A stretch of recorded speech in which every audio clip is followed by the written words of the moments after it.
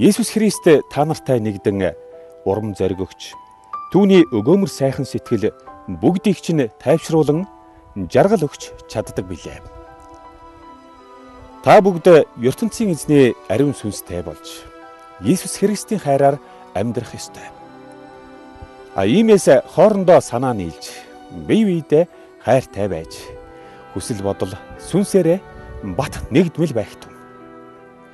Ийм болсон цагтаа л та нар намайг бүрэн жаргалтай болгоно.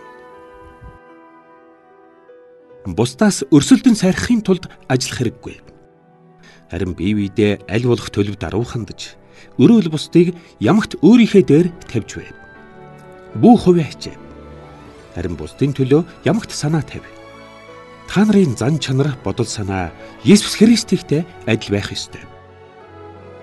Есүс Христ үнэндээ ертөнцийн эзэн мөн боловч ертөнцийн эзэн эцгийнхээ хүндэт суудлыг эзлэх гэж зүтгээгүй.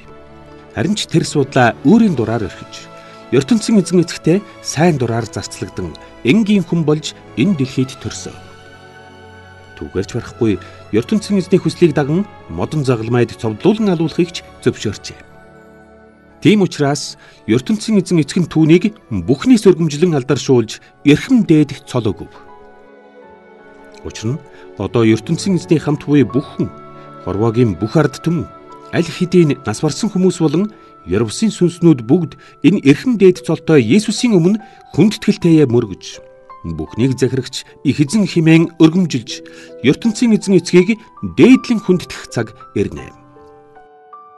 Хайрт нөхөд минь ээ, намайг байсан байгаагүй үгийг минь дагаж, ертөнцийн эзний замаар урдын адил хазаалтгүй явах тун. ертөнцийн эзэн та нарыг Есүсийн хүчээр мөнхийн зовлонгоос аварсан. Харин та нар өөрсдөө үүний үр дүнг харуулах ёстой. Үүнд чинь ертөнцийн эзэн тусалж та нарт өөрийнх нь хүслийг биелүүлэх чадвар өгдөг.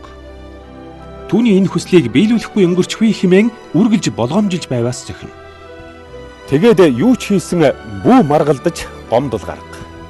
Яагаад гэвэл та нар хорвоогийн шудраг бус гэмт хүмүүсийн дунд ертөнцийн эзний цэвэр ариун сэтгэлтэй гэмгүй хүүхдүүд болох ёстой. Тэдний дунд Тэнгэрийн од мэт гэрэлтэж бай. Үүний тулд юуны өмнө Ёрвсын мөнхийн амьдралыг өгөгч Есүсийн тухай гайхамшигт үннийг баттай тунхаглахтун.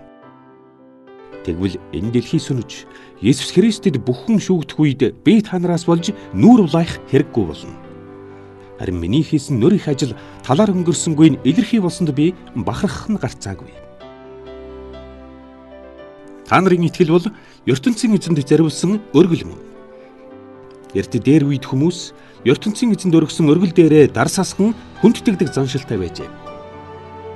Хэрв би хүмүүст хавчигдан алуулбал миний цус тэрхүү дарс мэт урсна. Ийхүү та нарын итгэл.